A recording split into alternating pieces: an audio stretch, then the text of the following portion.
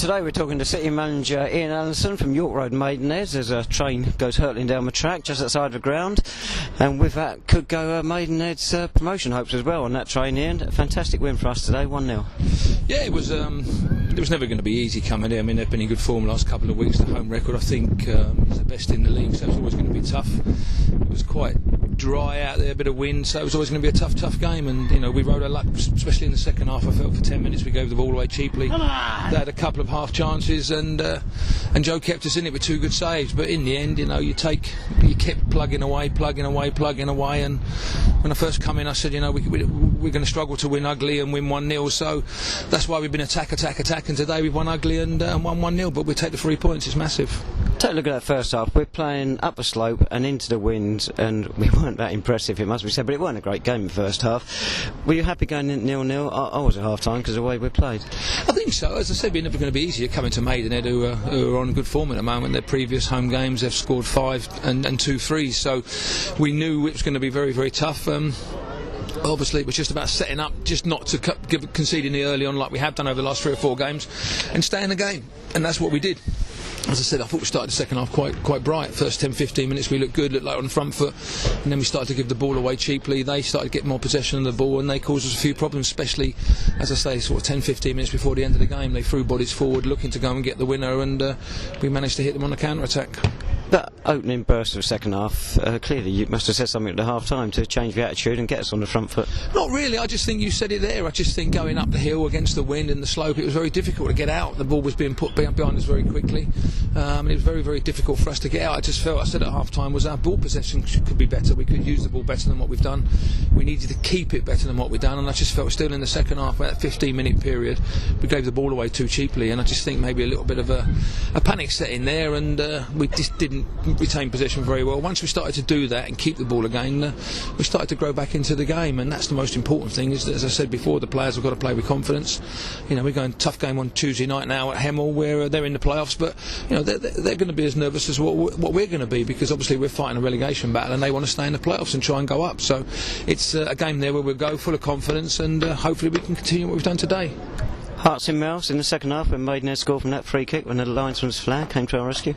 Well, as I said to you, we have to take chances. We've got to ride our luck, and we've been lucky there. I think it was an own goal, wasn't it, in the end? I think Tom Bender headed it in, so it's one of them. You have to just take the decisions when they come. We've had to ride our luck a little bit today, but sort of last week we could have easily got a draw against Maidstone. So we have to take the rough with the smooth. We have to take the good with the bad. And at the moment we had a little bit of luck today, but it's maybe the luck we've not had for most parts of this season. Talk about take our chances when I come. Michael Falasitis really had to battle to get his shot in there. Rode a couple of shackles, pushed a couple of players out of the way probably, and it was the only shot on target of the game, apart from of course Corker's hitting the woodwork.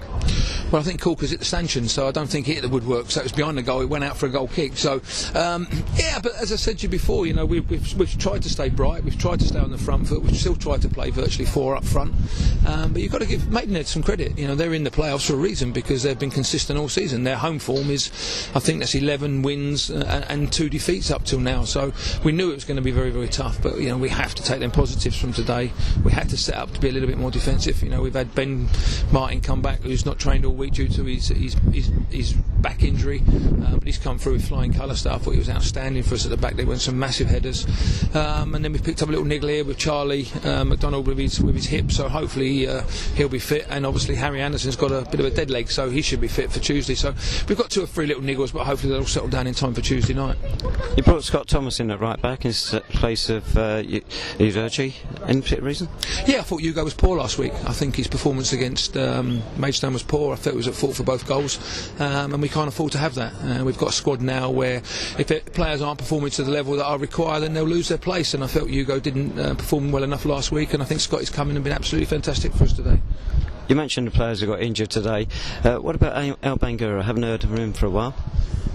Yeah, well, Al's back in the squad. Al would have been today, but we just couldn't make sure. He's been training in Belgium, and he's been playing. He had a trial or something in Bangladesh, so we just want to make sure with the FA that he's there's no problems from that side of it, so we couldn't include him today. But he's back with us. He trained with us Thursday night, he's trained with us again today, and hopefully on Monday we can get an answer from the FA and he can be involved on Tuesday night.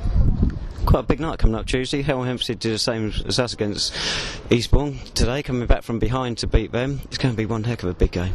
Yeah, hopefully, and we can put a show on for our supporters. The supporters have been great again today. They've obviously turned up, and we've given them another 3 points, which is great. As I say, sometimes you can't play well every game, and you have to just go and grind out. But the great thing today, we've got a clean sheet. You know, the past 4 games, we've won games and played quite well, and everyone's pleased with the way we've played, but we've conceded goals early on, where today, if you stay in the game like we did, we took a chance late on, and we picked up a 1-0 win, and I mean, I've seen Arsenal doing that for many, many years, so it's not going to make any difference to St Albans.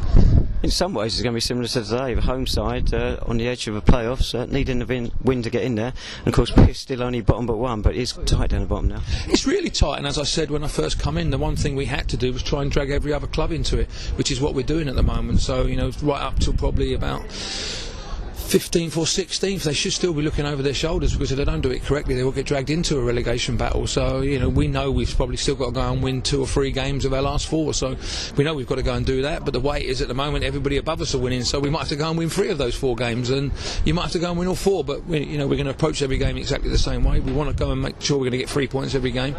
We don't set up to try and get a draw and come away. You know, we came here to get a point today, to get 3 points here today, and gladly and fortunately we got that in the last few minutes. And of course it's a double over them, one of the only few sides at the top of the table we've got a win against, and we've done it twice.